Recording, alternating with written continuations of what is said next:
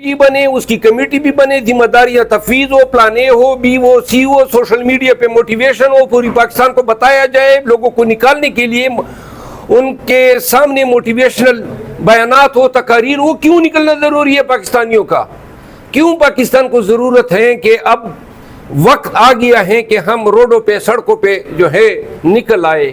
25 کروڑ عوام ہیں۔ کل بھی میں نے پشاور میں ایک جلسے میں یہ بات کی، 25 کروڑ میں سے اگر 25 لاکھ ہمارے ساتھ نکلے، کم از کم 5 لاکھ پاکستانی نکل جائے۔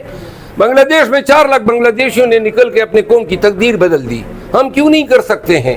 تو لہٰذا یہ اختلافات، اور سلمان اکرم راجہ کی بات بالکل میں ڈیٹو کرتا ہوں۔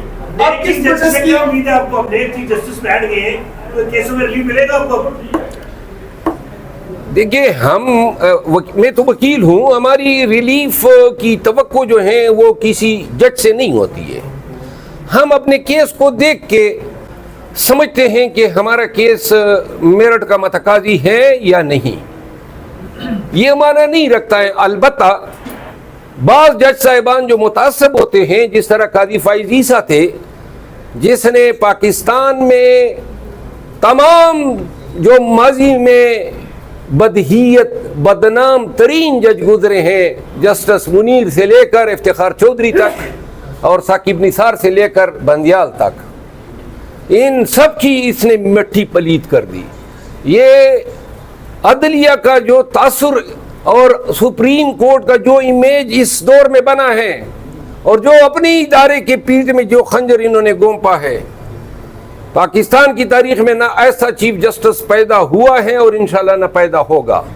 یہ ایک ذہنی بیمار شخص تھا جس نے چیف جسٹس بننے سے پہلے جسٹس بندیال صاحب کی سپریم کورٹ کے ساتھ پنگا لیا، اس سے پہلے بلوچستان ہائی کورٹ میں 3 ججوں کے ساتھ اس کے پنگے تھے۔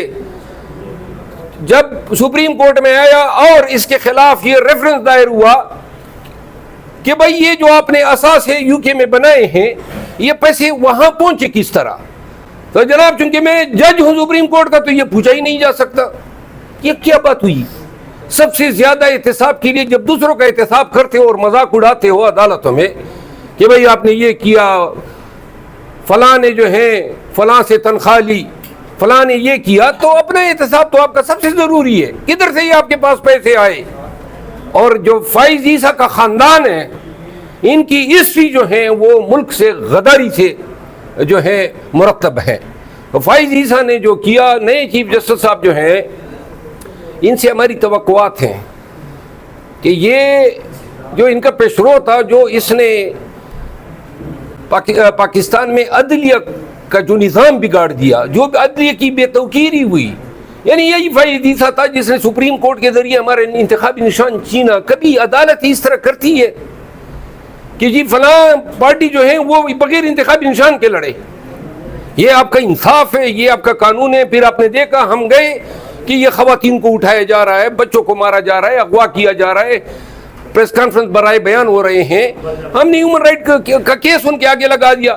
کدھر ہو رہا ہے؟ کہاں آنکھیں بھی نکال لیتا تھا، لوگوں کی توہین کرتا تھا، بد لحاظ اور بد زبان آدمی تھا، وکلا کی جو ہے سرزنش نہیں کرتا تھا، بے توقیری کرتا تھا۔ تو لہٰذا یہ کوئی جج تو نہیں تھا۔ اور اس کے ساتھ جو رویہ اب لوگوں نے روا رکھ دیا ہے ایئرپورٹوں پہ، اب یہ بھگتے اپنے اعمال کو، جو اس نے کیا ہے اب یہ ساری عمر بھگتے گا۔ اور شاید مجھے ماضی میں کسی بھی شخص کے ساتھ ایسے رویے پہ کوئی خوشی نہیں ہوئی، لیکن جو اتنے بڑے مناصب پہ بیٹھ کے اپنے آپ کو اتنا چھوٹا ثابت کرتے ہیں، ان کا انجام ہی یہی ہونا چاہیے کہ وہ جدھر بھی جائے ان پہ پٹکار پڑے اور ان پہ لعنت اور لعین ہو۔ فواد چودھری نے آج ٹویٹ کیا ہے کہ پی ٹی آئی کا جو پارلیمان ہے اس میں وکلا کا قبضہ ہے، اور واضح طور پر ان کا اشارہ آپ کی طرف اور جو پارٹی کے چیئرمین ہیں رشید گور صاحب ان کی طرف ہے۔ اس پہ آپ کیا رسپانس کریں گے؟ فواد چودھری صاحب کو میں مشورہ دوں گا کہ آج کل وہ بالکل ہی فارغ ہیں اور کوئی اس کو اپنے پارٹی میں لینے کے لیے تیار نہیں ہے، تو لہذا چاک فتح علی خان کے ساتھ بیٹھ کے طبلہ बजाना सीख ले। आपने कहा कि हम प्रोटेस्ट करेंगे, क्या प्रोटेस्ट जो 6 अक्टूबर को आप लोग आए थे, आपके जो मरकजी कायदीन थे वो गायब थे, वज़ीर साहब साहिब थे। एक बात और बता दूं, ये फैसल चौधरी का रास्ता भी फवाद चौधरी काट रहा है।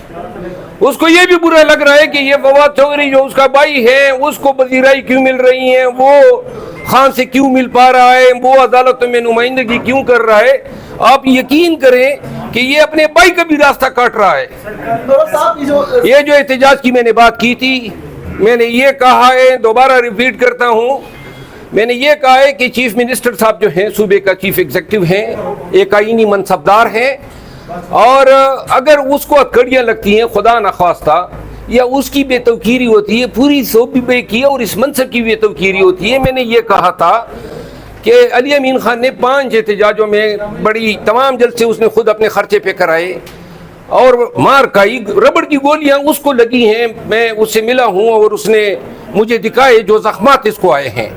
मीडिया वाले ड्रामे बना लेते हैं, जो जख्मात उसके वजूद पे रबड़ की गोलियों से लगे हैं। तो लिहाजा मैंने ये कहा कि चीफ मिनिस्टर को अलहदा करें, बैकअप में हमें सपोर्ट दें, हम लोग हैं, हम ये एहतजाज कर सकते हैं। और सलमान अकरम राजा साहब की इस बात की मैं तायीद करता हूँ, कमेटी बने, स्ट्रेटजी बनाए और इसके बाद जो है एहतजाज हो, ताकि एहतजाज इस तरह ना हो कि अली अमीन खान को अगर हादसा पेश आ गया तो दूसरा कोई लीडर मिले ही नहीं। और डी चौक पे 70-80 हज़ार वर्कर मौजूद थे, क़यादत कोई नहीं थी। जज और जनरल्स रिटायरमेंट के फौरन बाद बदली गद्दी से बाहर निकल रहे हैं, कोई ऐसी कानून साजी नहीं होनी चाहिए कि 2 साल तक वो बाहर ना जा सके। पाकिस्तान में अगर कानून पे अमल दरामद हो, मकाफात अमल होते हैं। यही मज़ाहिर अली अकबर नकवी थे जिसने मुशर्रफ के लटकाए जाने की सज़ा को कलअदम करार दिया था, बल्कि सिरे से उस अदालत को जो है वाइड डिक्लेयर किया। फिर एक वक्त आया कि मज़ाहिर अली अकबर नकवी बड़े ही तो उसके एहतशाम से, मतलब ये है कि बड़े बेइज्जत होकर, वो बेआबरू होकर जो हैं सुप्रीम कोर्ट से निकाले गए। ये वही था, किसको ये, अगर एक डिक्टेटर को फांसी की सजा हो जाती तो मुल्क में ये जो हम कहते हैं ना ताकतवर तबके और ताकतवर मुक्तदरा और मुक्तदरा, किस चीज के मुक्तदरा है? कोई मुक्तदरा नहीं है। आप लोगों और हमने नफसियाती डर की वजह से इनको बनाया हुआ है। तो मुशर्रफ को सजा न दी गई। ये जो डोगर जैसे जज थे और इफ्तिखार चौधरी जैसे जज, जिन्होंने कानून की ईंट से ईंट बजा दी, आगे आने वाले जजों ने उनके जो अवामिल आमाल थे उनको प्रोटेक्ट किया। चाहिए तो ये था कि इनको कटहरे में जाके खड़ा करते। इफ्तिखार चौधरी के बेटे पे मलिक रियाज की तरफ से कितने अरबों रुपए लेने का इल्जाम था।